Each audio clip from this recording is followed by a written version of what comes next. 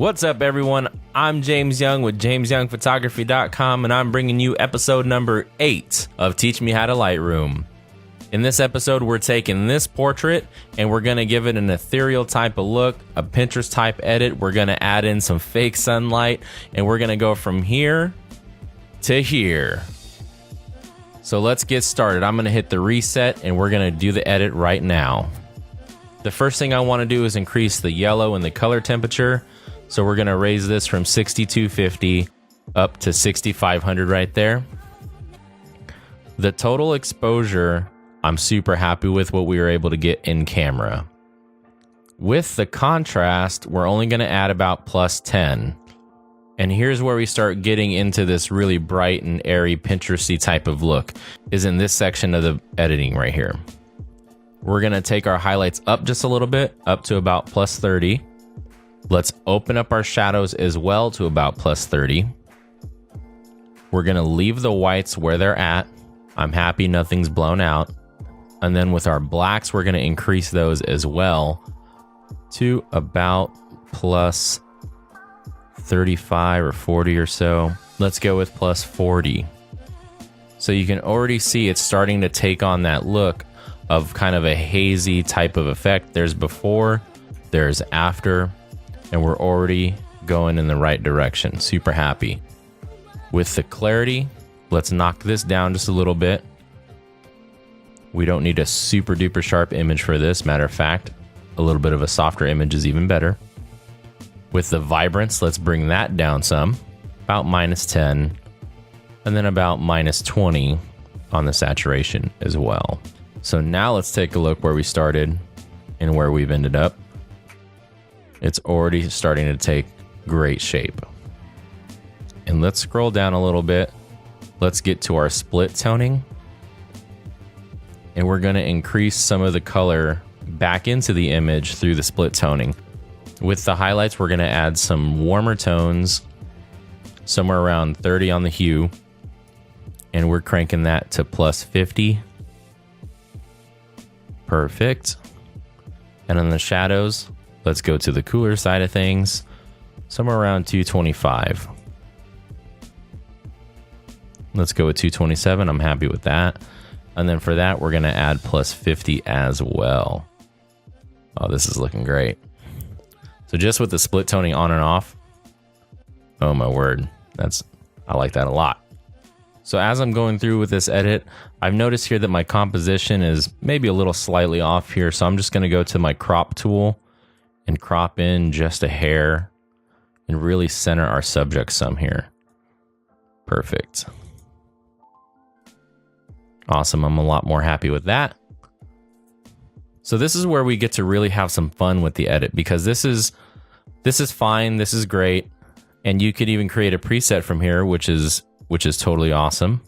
But we really want to take this thing to the next level. So I'm going to scroll up here, and with the adjustment brush, or K on your keyboard, we're going to add in a fake sun.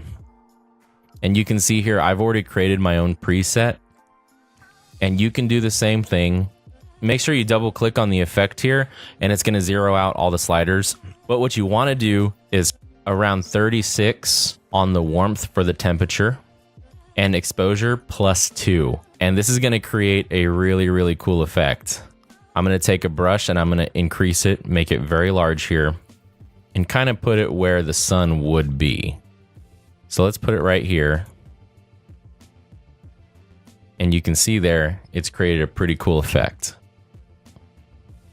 And I may actually decrease that just a little bit. So I'm going to click on the node. I press delete. I'm going to make it a hair smaller. Let's go about right here. Oh, perfect. So even with this right here, let's turn that off and turn it back on. You can already see it's really starting to take shape. But really, to take this to the next level and make it even more convincing, press new. Then come back over to it, make your brush a little smaller. And go towards the original spot of the adjustment brush, and then make it right there, right next to it. Click again, and then move it over the node. And you can see a real hot spot there, as though you're actually shooting right directly into the sun. So I'm gonna press H on my keyboard and then turn that off and on. And you can see there, that made a huge difference in the image. Now, of course, like with a lot of these visual effects, when you're adding to the image, you know, especially something like a fake sun, for example, one of the last things you're gonna wanna do, and let me reset this, one of the last things you're gonna wanna do is like some like bombastic, abusive thing with this brush and like make it super huge in like some awkward place and do some kind of really bizarre edit. You know, obviously if you're doing some sort of composite work and this is your thing, then by all means, you know, do something like this. But when you're adding these visual effects as supplementation to what you've already been able to accomplish in camera, then I think doing something subtle like this really is no problem. I'm gonna make a new brush again.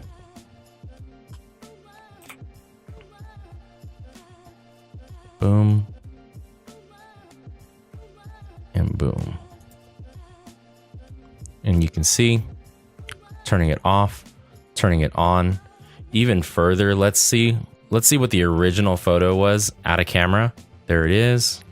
And then bam, that's where we took it. And this is a type of edit that you would totally see on something like Pinterest when you're scrolling through looking for photo inspiration, maybe something like Tumblr, just that really pastel type of look.